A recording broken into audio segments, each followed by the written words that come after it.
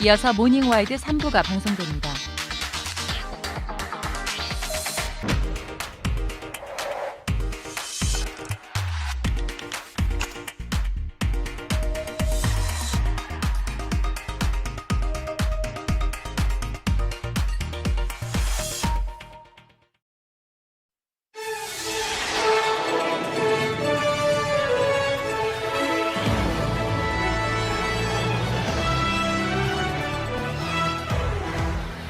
전국의 소아과들이 진료 대란을 겪고 있습니다.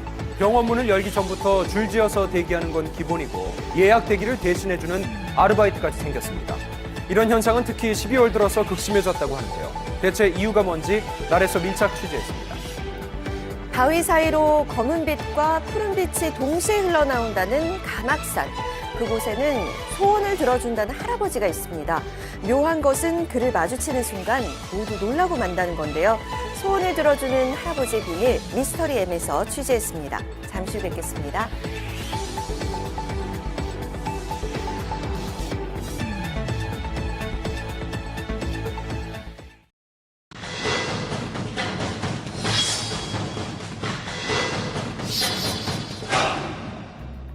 최근 소아과에선 문 열리자마자 달려 들어간다는 오픈런 현상을 빈번하게 볼 수 있습니다.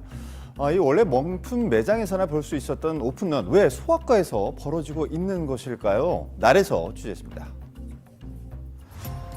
오전 8시가 조금 넘은 시각, 구로의 한 소아과 병원입니다. 들어서자마자 이 계단에 줄 선 사람들을 만날 수 있었는데요. 줄이 길게 늘어서 있습니다. 다들 일찍 오신 것 같아요. 네. 자, 올라가 보면요. 줄이 길어요. 네, 계속 보이죠. 아니, 저 끝까지 서 있거든요. 아니, 어디까지? 네, 진료 시작까지 남은 시간은 1시간 남짓.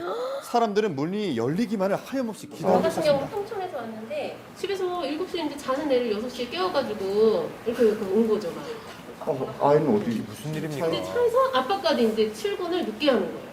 이미 뭐 마감이 되어버리니까 진료가 마감이 되어버리니까. 저는 손녀. 손녀. 손녀입니다. 와 이렇게 딸이 집에서 애기 보고 제가 먼저 왔어요. 아, 늦게 오면 1시간 넘게 기다리고. 영하 10도의 강수해 속에 아픈 아이를 데리고 병원에 왔지만 진료는 시작되기도 전.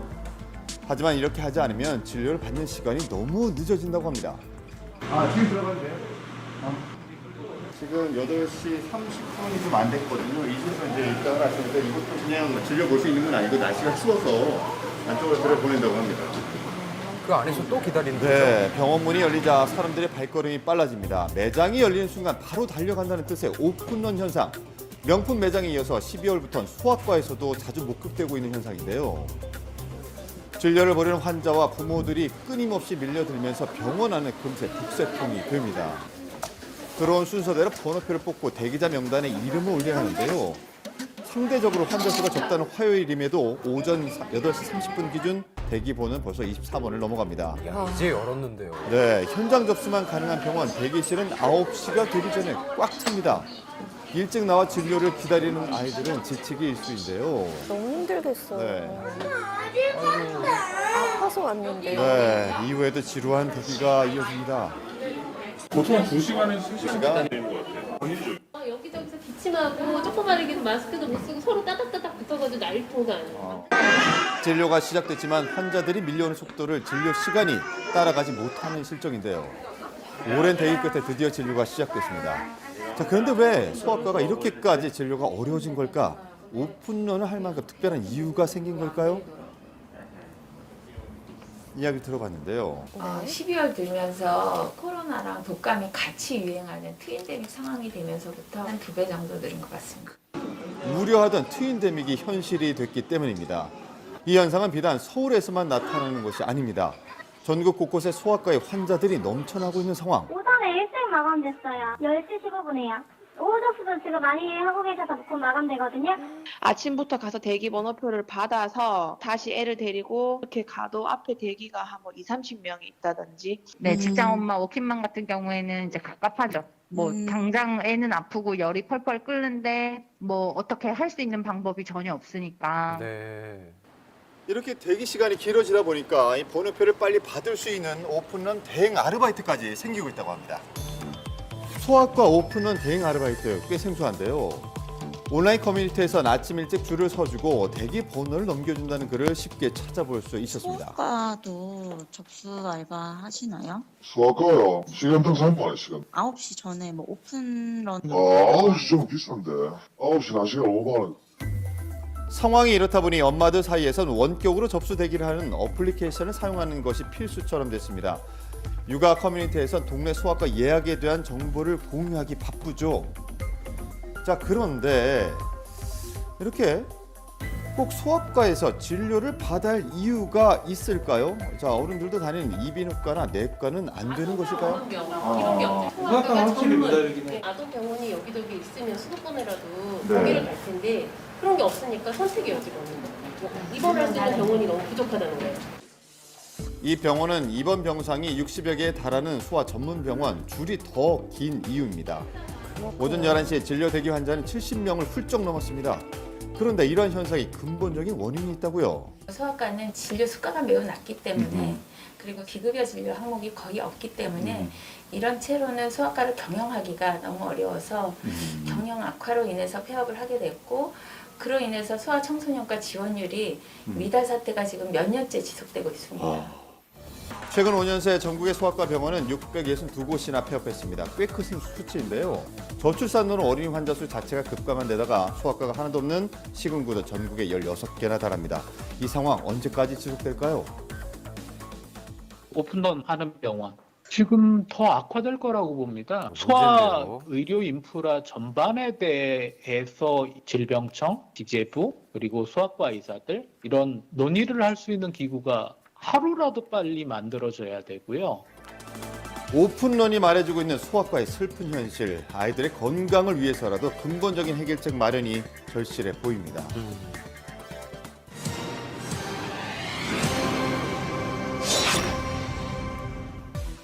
오늘 첫 번째 CCTV 영상입니다. 큰 파도가 어선을 통째로 집어삼키는데요.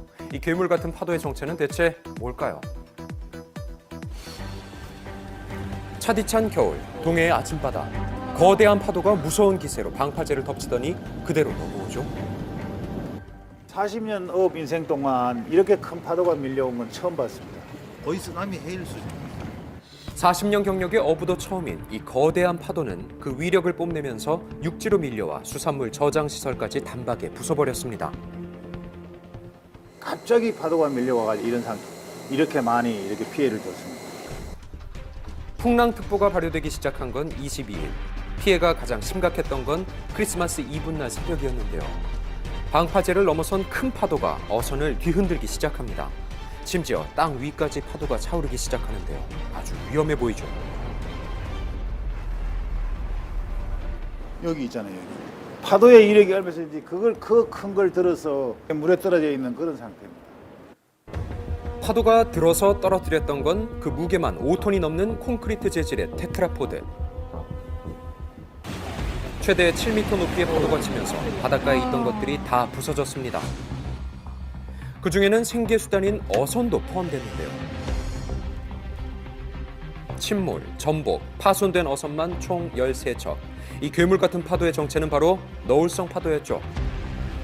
너울성 파도란 바람에 의해서 생기는 파도가 바람이 멈춘 후에도 지속되거나 직접적으로 바람이 없는 바다에까지 전파돼서 나타나는 현상을 말합니다. 북동 계절풍의 영향 때문에 주로 매년 10월에서 다음해 4월까지 많이 발생하고 있습니다. 23일과 24일 너울성 파도는 강릉에서 삼척까지 넓게 발생했습니다. 기상이변으로 너울성 파도가 증가한다는 연구도 나오고 있는 상황. 피해를 막을 수는 없을까? 플로리다에서 저 마이애미까지 한 700여 개 이상의 이제 파고개를 심었다는 거죠. 우리나라는 열 몇 개도 되지 않는 거예요. 너울성 파도를 예보할 수 있는 데이터 축적이 이제 우선시 돼야 되겠죠. 너울성 파도가 칠 때 작은 항구에 있는 배들이 큰 항구로 대피할 수 있는 시스템이 꼭 필요한 상황. 안전한 바다 생활을 위해 서둘러 마련해야 할 것 같습니다. 서울에 있는 한 음식점인데요. 한 남성이 갑자기 술을 바닥에 뿌리기 시작하죠. 한 번에 그치지 않는 이 이상 행동. 대체 왜 이러는 걸까요? 코를 푼 다음에 이렇게 있으면서 꾸깃꾸깃해서 버리는 거예요. 이렇게. 그게 여기까지 이렇게 몇 개씩이나. 이 테이블에 앉은 손님을 주목해 주세요. 자리에 앉아서 연신 코를 풉니다. 뭐 여기까지는 별 문제가 없어 보이죠. 그런데 방금 보셨나요? 이 남성 코 푼 휴지를 바닥에 그대로 버립니다. 이쪽에 휴지통이 있는데 이거를 이렇게 갖다 드렸어요. 그러니까 저를 이렇게 보시더니 처음부터 주던가 이러는 거예요.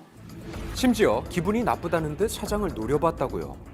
가는데 휴지통을 발로 뻥 차는 소리가 들려요. 그리고 옆에 분은 땡 이러면서 땡 그런 말을 하더라고요. 굉장히 황당하고 화가 났더라고요, 진짜. 몇 분 뒤 자리에서 일어나는 남성들. 계산을 하겠다는 그들로부터 아주 황당한 말을 들었다고요. 예, 술값은 못 내겠다고 하시니까 울면 겨자 먹기 식으로 결제를 한 거죠. 요거만 받고서는 보내드렸죠. 결국 소주 한 병과 맥주 2병의 값은 지불하지 않은 남성들. 그렇게 나가는가 싶더니 계산하지 않았던 술병을 집어듭니다. 그리고 바닥에 모조리 붓는 이 남성. 의자를 발로 막 차는 것도 모자라 새 맥주를 따서 바닥에 뿌리기 시작하죠. 아주 황당한데요. 왜 그러는 거야? 흥건해진 바닥을 보고 들어오던 손님들까지 돌아가고 말았다고요. 술 뿌리는 거 보고서는 정말 화가 나더라고요, 진짜. 영업 방해로 신고를 한 사장. 경찰 조사가 곧 시작될 거라고 하는데요. 이 손님들 처벌받을 수 있을까요? 식당 안에서 종업원에게 욕설을 한 점에 대해서는 형법상 모욕에 해당될 수 있습니다. 못 받은 이제 소주와 맥주 값은 이제 별도 민사소송을 통해 피해 회복을 할 수 있을 것으로 보입니다. 손님은 왕이라는 말, 기본적인 매너를 지키는 손님에게만 해당되는 말입니다. 이어서 다음 영상 보시죠. 누군가 눈사람을 안고 주랭랑 치는 모습이 CCTV에 포착됐습니다. 이게 무슨 일일까요? 기록적인 폭설이 내린 지난 금요일, 카페 앞에서 열심히 눈을 뭉치고 있는 두 사람. 이 카페 점원과 점장인데요. 눈사람을 만드는 중이라고요. 높이가 150cm? 만드는 시간은 대략 2시간 반 정도 걸렸어요. 정성스럽게 만든 이 눈사람, 바로 유명 애니메이션의 캐릭터인 올라프입니다. 표정부터 단추까지 작은 것 하나 놓치지 않고 만든 눈사람. 이렇게 공들여 만든 이유가 있다고요. 지나가는 사람들이 다 눈 맞으면서 가니까 가는 길에 좀 웃음을 주고 싶었어가지고 만들게 됐거든요.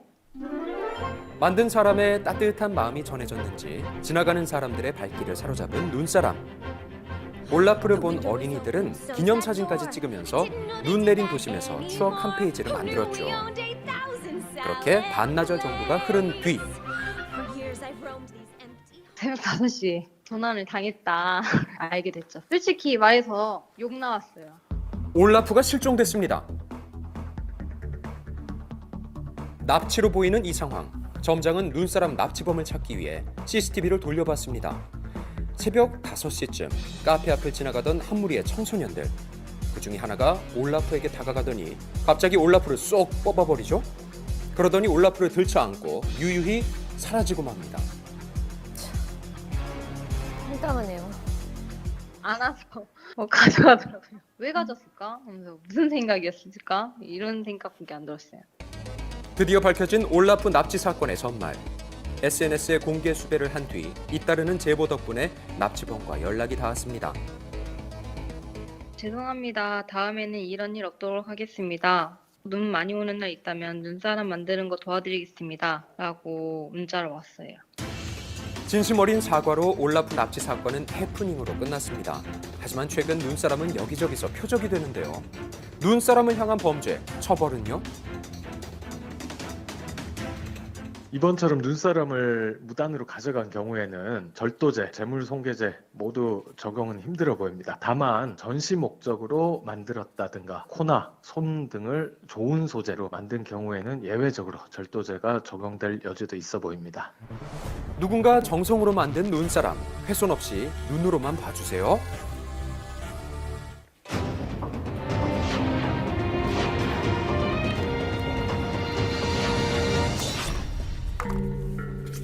오늘의 미스터리는 우리나라 100대 명산 중 하나인 이곳 감악산 자락에 숨어 있습니다. 이곳에 소원을 들어주는 영험한 할아버지가 있다는데요. 그런데 돌덩이를 안고 뭘 하는 거죠? 소원이 이루어지는 돌이라 그래서 본인의 소원이 이루어진대요. 영험하다는 할아버지의 정체, 바로 이 돌인데요. 돌할배로 불리는 이 돌에 소원을 빌고 들어올리면 그 영혼이 이루어진다고 합니다. 나 안 들릴 것 같아. 그럴까요? 우와, 들었다! 혹시나 하는 마음도 잠시 잘 들리죠? 지체 없이 소원 하나가 추가됐습니다. 들리는데요? 소원이 이루어질 것 같아요. 저희 아들. 좀 좋은 일 좀 있게 해달라고요. 소원을 빌기만 하면 다 이루어지는 것 같은데 진짜 안 들리는 건가요? 정말 이번엔 꿈쩍도 하지 않는데요. 야, 이거 이상하다. 당황한 기색이 역력합니다. 수년간의 산행으로 다져진 체력이 돌 앞에서 무너지고 말았습니다. 희한하네요. 그런데 정말 못 드시는 건가요? 안 들려요? 번쩍 안 들려. 번쩍 들 수가 없어. 아, 희한하네 이거. 일할 때는 막 25kg, 30kg 그냥 번쩍 들거든요. 이쯤 되니 궁금해지는 돌의 무게. 약 16kg으로 그리 가볍지는 않습니다. 돌이 무거워서 못 드는 걸까요? 그렇다기에는 성인 여성이 돌을 드는데도 큰 어려움이 없어 보입니다. 이분은 더 수월하게 들어오려고 들었다 놨다 쉴 틈 없죠. 신기일전, 소원을 빌고 다시 돌을 들어 올려보지만 미동도 없습니다. 아유, 희한하네. 결국 한 번도 들어 올리지 못했는데요. 비슷하네, 비슷하네 진짜. 그래도 소원 성취하시길 바랄게요. 다음 손님이 찾아왔습니다. 간절함을 가득 담아 소원을 들고 비장하게 돌을 들어 올려봅니다. 하지만 야속하게도 꼼짝하지 않는데요. 들듯 말듯 돌과의 밀당 계속됩니다. 본인도 안 믿기는 모양인데요. 안 들려요, 저거. 안 들려. 그냥 안 들려요? 그런데 비슷한 무게의 다른 돌은 쉽게 듭니다. 힘이 없나? 무슨 그 자기 체질 아니에요? 체격? 근데 아까 그 여자분은 그 키도 큰데 들만한데 못 드네. 네. 결국 번외 경기가 열렸습니다. 과연 시작! 나는 팔은 약해. 힘이 약한 건 아니었네요. 약하지 않지. 저게 왜 안 들려? 기운하고는 관계 없는 거네. 정말 이곳에 신비한 기운이 깃든 걸까? 말로 설명하기 힘든 현상을 보여주는 돌. 신묘한 비밀이 있는지 확인해 봐야겠죠? 수십 년간 수많은 돌을 봐온 명장에게 물었습니다. 체질은 화강암이라고 봐야죠. 화강암. 이런 자연석이 나올 수가 없죠. 완전 원으로 타원형이 되기 때문에 자연이 될 수가 없죠. 이런 거는 공구를 대가지고 동그랗게 그렇게 이제 인공적으로 만들었다고 봐야죠. 돌할배는 물론이고 그 돌을 받치고 있는 돌판 또한 자연적으로 생긴 게 아니라 누군가 인위적으로 만든 형태라는 얘기. 대체 이 돌할배를 만든 건 누굴까? 방문객들이 떠나고 산자랑이 조용해질 즈음 한 남성이 나타났습니다. 소중하게 돌을 어루만지는 모습만 봐도 딱 이 사람인 것 같은데요. 어쩌다 돌할배를 만든 건가요? 100일 기도를 하면서 이제 만들게 됐죠. 이걸 만들어라 해서 그냥 아무 의미 없이 만들어라고 하니까 그냥. 20년 전 계속된 실패와 방황으로 속세를 등진 강 씨. 꿈속에서 신의 계시를 받고 3개월간 돌을 깎고 또 깎았습니다. 그리고는 가막산 돌할배라는 이름을 붙였는데요. 영천 돌할매는 들리면 이제 안 들어주고 안 들리면 이제 들어주는 거 반대로 됐어요. 그래서 돌을 들어 올리지 못해야 손을 이뤄준다는 영천의 돌할매. 분명 가막산 돌할배와는 차이가 있어 보이는데요. 대체 왜 못 들어 올리는 걸까요? 뭔가 끌어당긴다고들 하고 안 들리는 사람들은 글쎄요. 저도 이유는 확실하게 모르겠어요. 경험자들에 따르면 마치 자석처럼 딱 달라붙은 듯이 돌이 떨어지지 않는 느낌이 들었답니다. 그래서 여러 종류의 자석을 대봤지만 어느 것 하나 붙지 않았는데요. 자성은 없네요. 네. 그렇다면 돌이 사람을 가리는 걸까요? 왜 같은 돌에서 다른 결과가 나올까? 사람들이 느꼈다는 끌어당기는 힘, 분명 그렇게 느낀 데는 이유가 있을 텐데요. 자석에 붙진 않지만 사람과 통하는 다른 에너지가 있는 걸까? 전문가에게 면밀히 자문을 구해봤습니다. 지금 자석에 가져갔을 때는 이렇게 자기장이 측정되지만 그 제 몸으로 가지고 오게 되면은 네, 자기장이 거의 측정되지 않습니다. 네, 그러니까 사람 몸이 자성을 띠고 있는 것은 아니거든요. 화강암은 제 몸과 마찬가지로 자기장을 거의 띠고 있지 않습니다. 사람 몸도 자성을 띠고 있지 않고 또 화강암으로 구성되어 있는 소원을 이뤄주는 돌도 자성을 띠고 있지 않기 때문에 자성 때문에 돌이 들리고 들리지 않는다는 것은 아닙니다. 미궁에 빠진 돌알배의 정체. 정말 이 돌에 과학적으로 설명할 수 없는 신비함이 깃든 것일까? 기도를 좀 정성껏 많이 하는 사람과 좀 덜하는 사람의 차이점이 있을 것 같지 않을까요? 이거는 기도 안 하고 그냥 긴가민가 하는 마음에 다시 한번 시도해봅니다. 조금 들리는데 기도 안 하니까. 기도 안 하니까 좀 가벼워. 말도 안 되는 상황. 다시 한번 기도를 하고 돌을 들어보는데요. 설마요?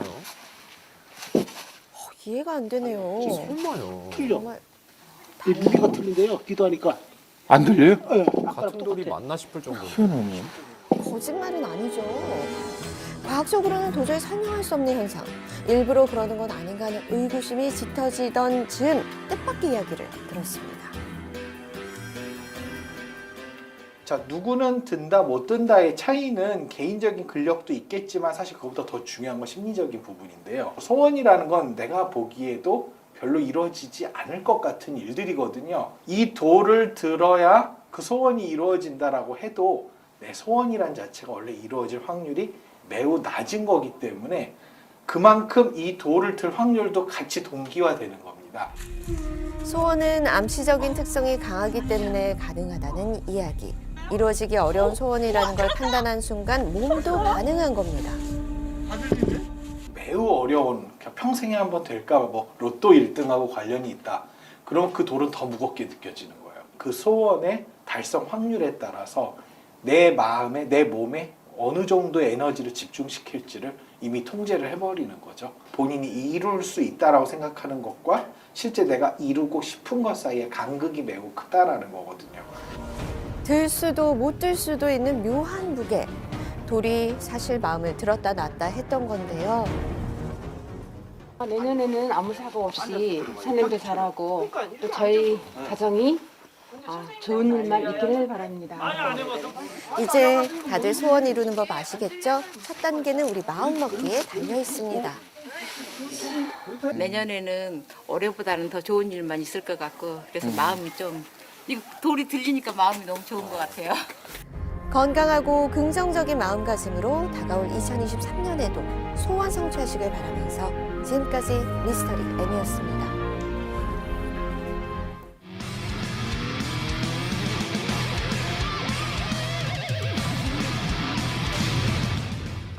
도로에 악몽 같았던 그날의 흔적이 고스란히 남아 있습니다. 지금 요게 지금 부셔졌던 차량 잔해입니다. 지금. 여기. 그날 제보자에게 무슨 일이 있었던 건가? 한적한 성수대교를 달리고 있던 제보자.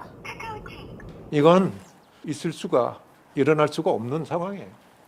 아직은 아무런 문제가 없어 보이죠. 그런데 그때 앞차와의 간격이 점점 좁혀지더니 결국 추돌하고 맙니다. 그런데 뭔가 이상합니다. 충돌 사고가 났음에도 불구하고 멈출 줄 모르고 빠른 속도로 달려나가는 제보자. 어떡해요? 예상하지 못했던 상황에 블랙박스에 담긴 제보자의 목소리에 당황한 기색이 역력히 묻어납니다. 차가 왜 이러죠? 수실 못하나 봐요. 전 속도로 멈출 줄 모르고 달리던 제보자의 차량. 도로 원수가 부딪힌 후에 겨우 멈출 수 있었습니다. 제보자가 운전했던 차는 전기차. 다행히 크게 다치진 않았지만 차량은 폐차를 했습니다. 회전 구간 도는 구간에서 앞차에 이제 브레이크 등이 들어오더라고요. 악셀에다해서 발을 떼고 속도를 좀 더 줄이려고 하는데 차가 앞으로 확 튀어나가는 겁니다. 브레이크가 그냥 이 좀 콘크리트 바닥을 그냥 이 바닥에 있는 콘크리트 바닥처럼 아무 감각이 없어요. 반응이 없어, 반응이. 당황하셔서 네. 순간적으로 그걸 엑셀을 브레이크로 착각하고 밟으시진 않았는지. 죽기를 각오하지 않는 이상 그렇게 할 이유도 없고. 자, 분명히 빨갛게 들어온 제보자 차량의 브레이크 등. 하지만 추돌이 일어날 즈음부터 브레이크 등이 들어오질 않습니다. 차를 세우기 위해 힘을 주어 브레이크를 밟았지만 브레이크가 밟히지 않자 당황했다는 제보자. 브레이크를 밟고 딱딱하게 작동이 안 되고 차가 튀어나가면서 추돌을 하고 그래도 막 그냥 치고 나가버리니까 아, 이건 급발진이구나. 이게 급발진이구나. 얼마나 공포스러웠을까요? 정말 급발진 사고일까요? 전문가의 의견을 들어봤습니다. 차가 제어가 안 됐거든요. 그래도 속도 이제 빨라지고 운전자가 조작을 해도 차도 세워지지 않았고, 여기서도 운전자가 이렇게 브레이크를 밟아야 되는데 안 되고 계속 가면서 이렇게 무겁게 작동되는 거 보면 자동차가 문제가 생겼구나라는 생각이 좀 드는 거죠, 여기서. 제조사의 입장은 달랐는데요. 제조사 측에서는 우리 책임이 아니다. 차량 결함 아니다. 악셀레라를 풀로 밟고 주행하는 상태였다. 이렇게 기록이 뜹니다라고 말을 하는 거죠. EDR은 사고 직전 5초의 기록 정보를 제공하는 사고 기록 장치로 제보자의 EDR 기록을 살펴보면 강한 힘으로 가속 페달을 밟았다고 나오는데요. 이 기록에 대해서 전문가는 의구심을 제기합니다. EDR 장치, 이게 기록 장치야. 이게 EDR 장치이고요. 그러니까 이런 게 다 바보가 됐어. 다 바보 됐는데 같이 연결돼서 바보 됐는데 얘만 바보 안 된다? 말이 안 된다니까. 저는 이 데이터를 믿을 수 있는 데이터가 아니다 이렇게 봅니다. EDR 정보에 의하면 제보자가 엑셀을 밟아 가속을 유지한 것으로 보인다는 게 제조사 측 입장. 전기차 보급이 는 것과 동시에 전기차 급발진 의심 신고 건수도 늘었습니다. 지난 10월에 발생한 급발진 의심 사고 역시 제보자 차량과 동일한 기종의 전기차였습니다. 이후 사고 처리는 어떻게 되었습니까? 지금 좀 어떻게 처리가 되어가고 있는 상황인가요? EDR 검사가 아직 안 끝났다 하더라고요. 그게 국가서로 갈 때 한 2달에서 3달 걸린다 하더라고요. 이렇다 저렇다 말이 없어요, 아직. 여전히 제자리 걸음 중인 사고 처리에 답답하기만 하다고요. 어떤 식으로든 이제 해결이 되면 현업에는 복귀를 할 건데 정신적인 지금 트라우마에서 벗어나지를 못하고 있어서 정말 힘이 듭니다. 그렇겠어요. 더 시간이 지체되기 전 적극적이고 신속한 원인 규명이 필요해 보입니다.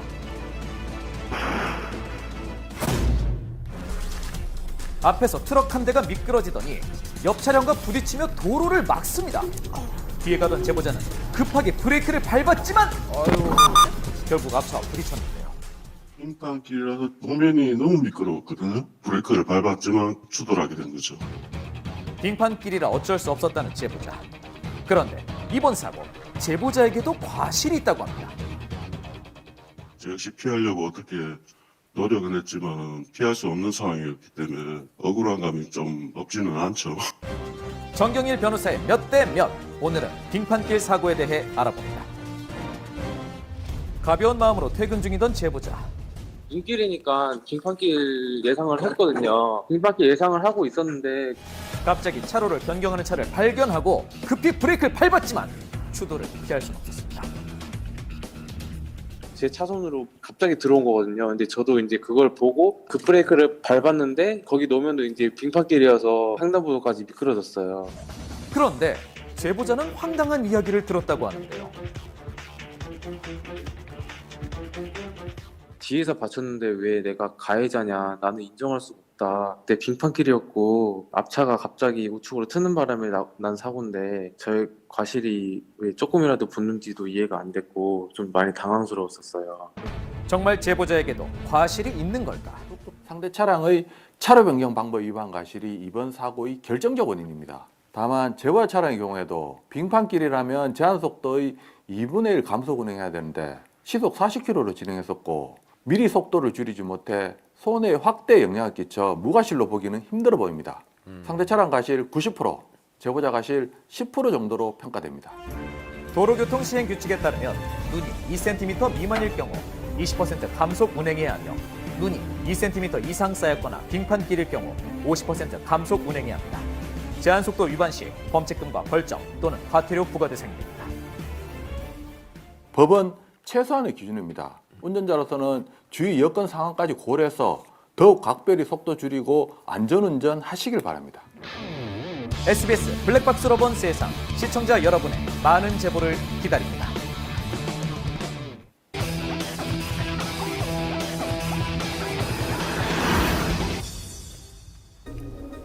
폭설 피해가 눈덩이처럼 불지 않으려면 없어서는 안 될 필수품이 있다고요.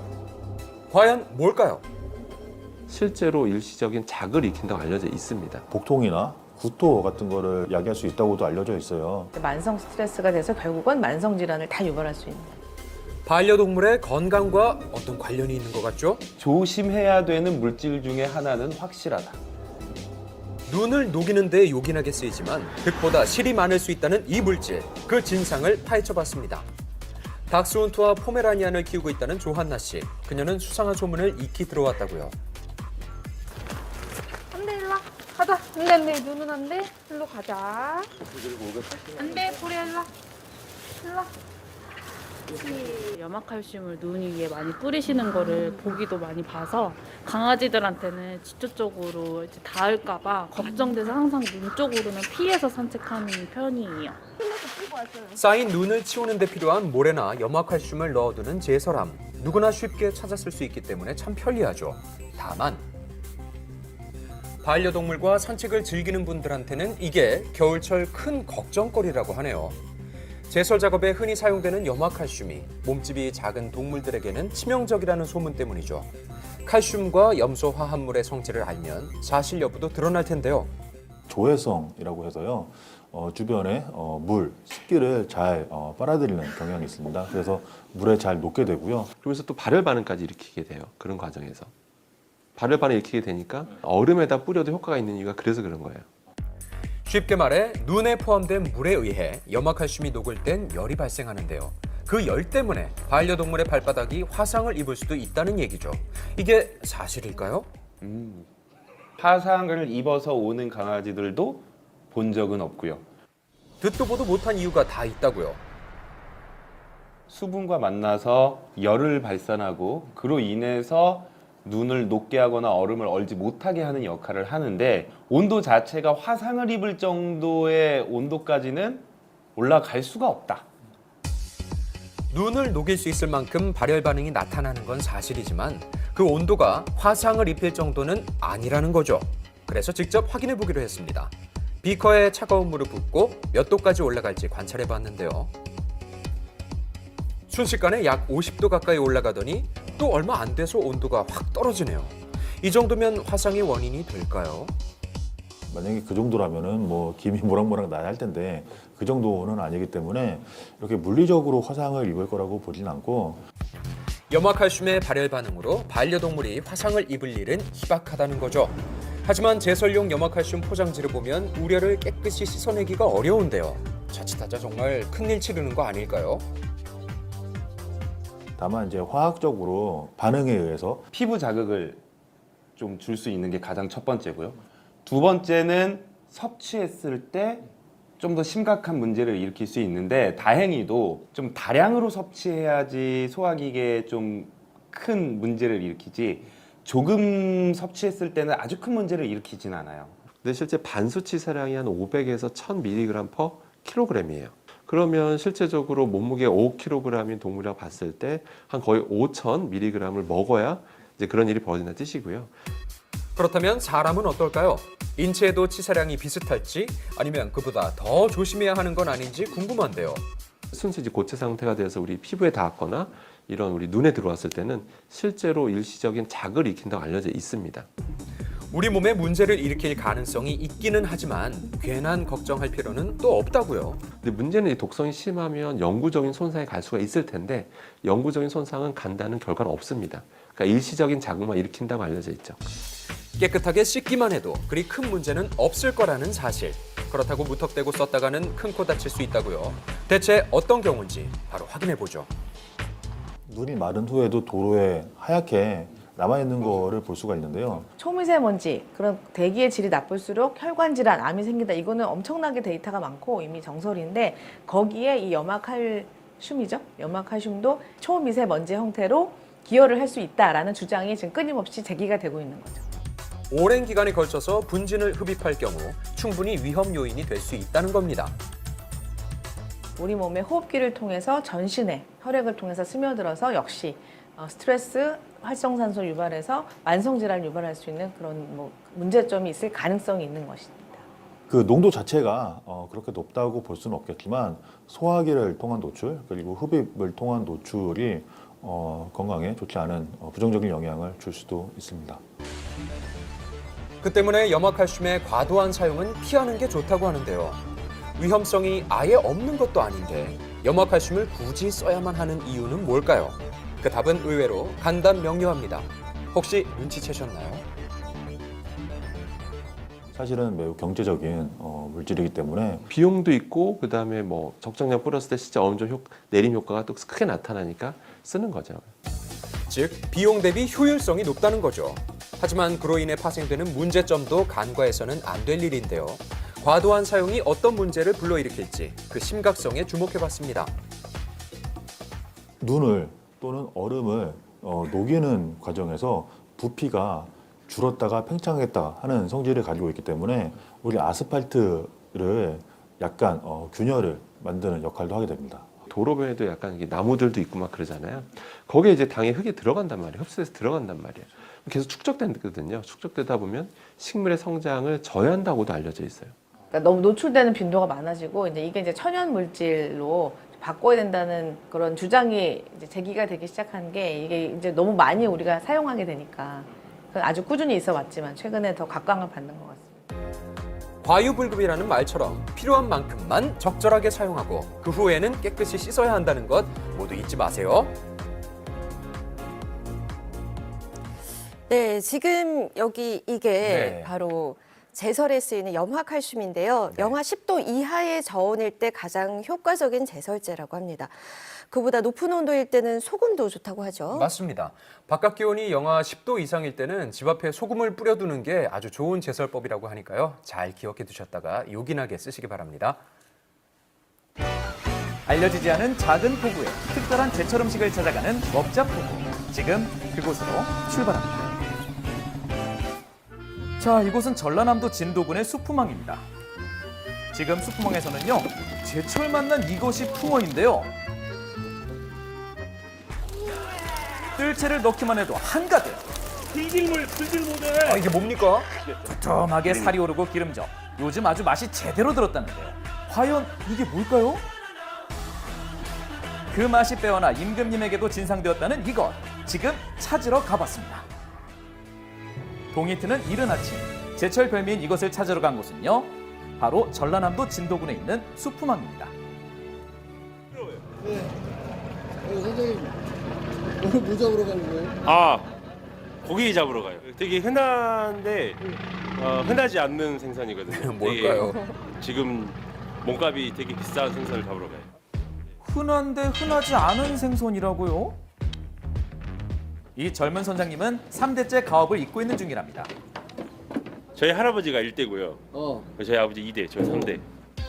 오늘은 이 청년 어부와 함께합니다. 제철 만난 이것을 찾으러 출발!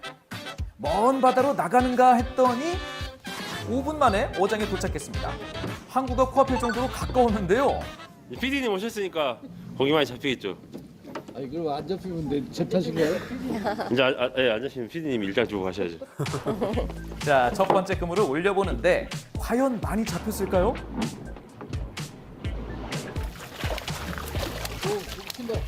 그물 속에 무언가 잔뜩 들었는데요. 어복 많은 PD가 함께라서일까요?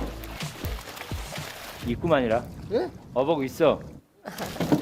그리고 와, 물고기들이 쏟았습니다.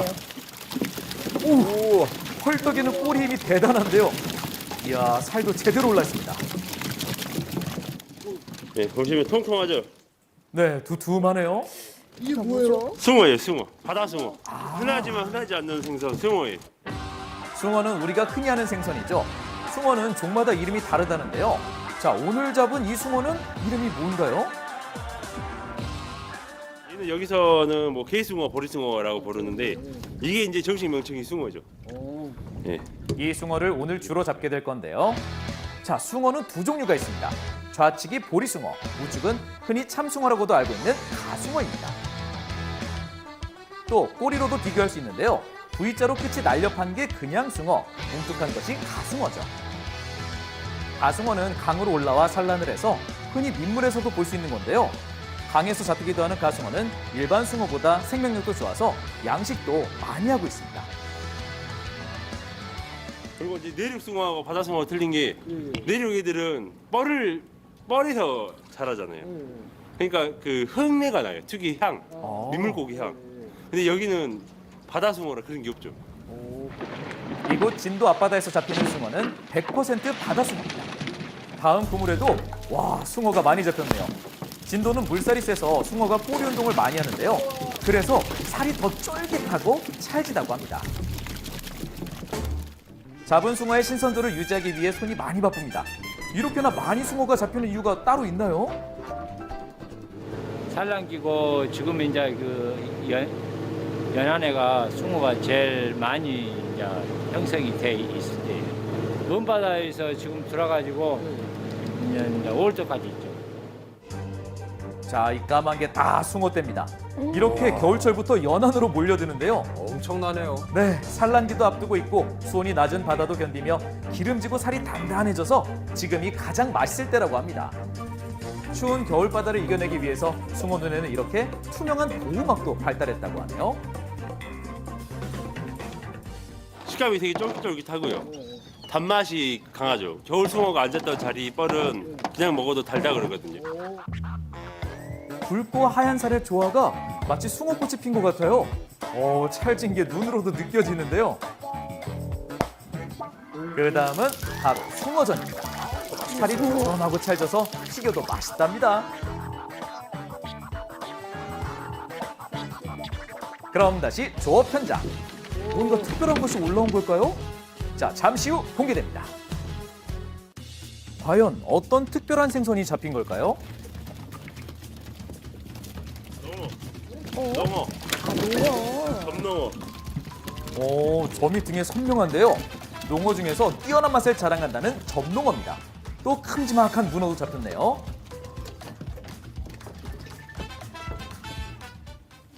아기예요, 아기. 아기요? 다양하게 잡히네요. 아기 입속에 쥐치가 통으로 들어있습니다. 먹이를 채 삼키기도 전에 잡혀버린 아기의 운명. 와, 오늘은 숭어가 정말 많이 잡혔네요. 우리 제 집에서 보물단지 1호예요, 1호. 이 황금 어장을 이어가기 위해 7년 전 도시에서 고향으로 돌아온 아들. 깨끗이 씻어, 깨끗이 아빠. 제법 베테랑 선장 티가 나나요? 그 아빠한테 배운 거예요. 잔소리 하는 거? 네, 할아버지 때부터 이렇게 아빠 이렇게 제가 이제 3대째 배운 거예요. 아버지와 아들이 함께하는 시간 동안 어창은 가득 차올랐습니다. 어우, 너무 든든할 것 같아요. 좋죠. 어느 부모가 자식하고 같이 일하는데 안 좋은 부모가 어디가 있겠습니까? 2시간 만에 조업 종료. 짧은 시간 동안 꽤 많이 잡았습니다. 잡은 숭어들은 육지로 이동하는데요. 그냥 많은 거예요. 오늘 많이 잡았어요. 오늘 숭어만 무려 100kg을 잡았습니다. 잡아온 생선들을 자랑해 보는데요.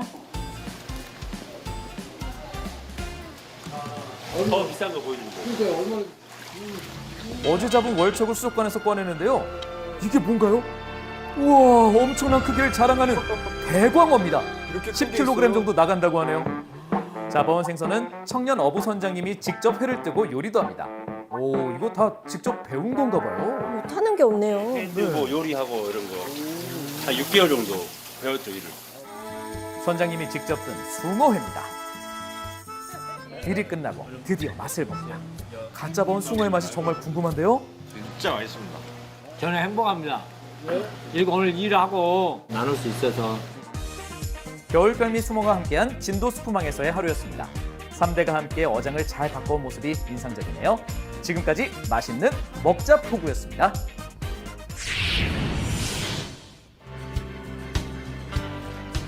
키는 142mm에 지름은 148mm.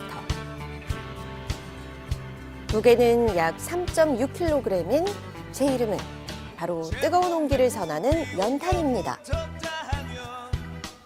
7, 80년대만 해도 겨울이 오기 전 연탄을 비축하는 게 일이었죠. 가장 저렴하면서도 효율적이었던 것이 연탄이었습니다. 또 그 당시에는 연탄재가 굉장히 이제 많았습니다. 그래서 길거리에 연탄재를 이제 쌓아놓기도 하고 또 그걸 발로 차기도 하고 좀 아날로그적인 정서를 강조하는 그런 분위기를 자아내기도 했습니다. 난방의 취사까지 해결해준 고마운 연탄은 80년대 후반부터 자취를 감췄습니다. 400여 개가 넘던 연탄 공장 중 남은 건 고작 26개. 부유한 사람들 같은 경우는 이제 연료 걱정을 하지 않았지만은 서민들은 반드시 연탄을 구비해야 됐고요. 서민들의 걱정 없는 단열을 위해서는 이제 연탄은 필수 불가결한 그런 상징체였다라고 생각이 듭니다. 하지만 지금도 연탄은 필요합니다. 강원도 횡성의 한 마을. 이리저리 좁은 골목을 따라 걷다 마주한 집. 마당 한켠에서 연탄을 갈고 있던 서기영 어르신을 만났습니다. 한 장에 1,000원씩이래요. 돈이 없으니까는 최하가 이제 연탄이니까는 이제 쓰고 사는 거죠. 여보, 탄 잘 갈았습니다. 네, 고생했어요. 춥지 엄청. 많이 추워요.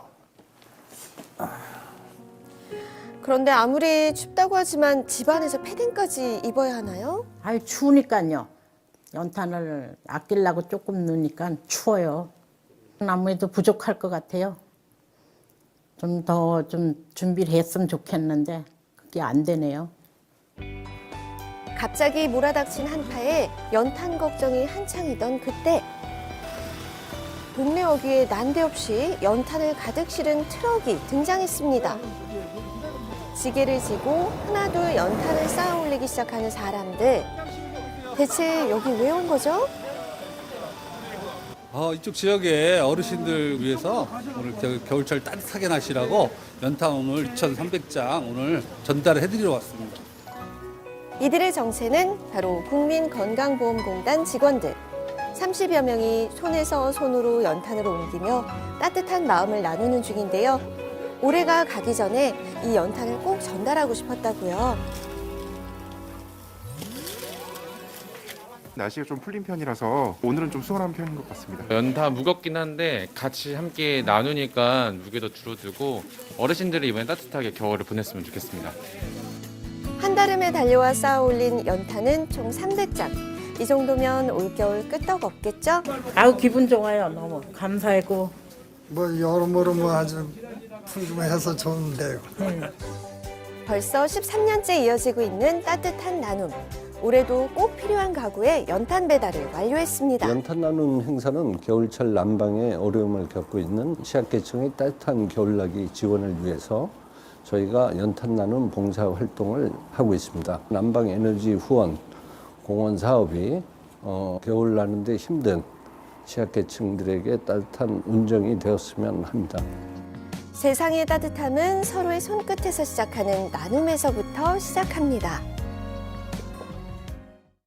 새벽에 중부지방을 중심으로 1cm가량의 눈이 내렸습니다. 이렇게 살짝 내린 눈이 운전자들에게는 폭설보다 더 위험하다고 하죠. 네, 맞습니다. 폭설이 내리면 운전자들은 속도를 크게 줄이죠. 하지만 약한 눈은 도로 위에 살얼음을 만들기 쉬운 데다가 그 양이 적어서 운전자가 방심하고 과속할 가능성이 크기 때문입니다. 네, 특히 오늘 서울의 낮 기온은 사흘 만에 영하권으로 떨어지는데요. 건강하고 안전한 하루 보내시고요. 저희는 내일 아침에 다시 인사드리겠습니다. 고맙습니다. 고맙습니다.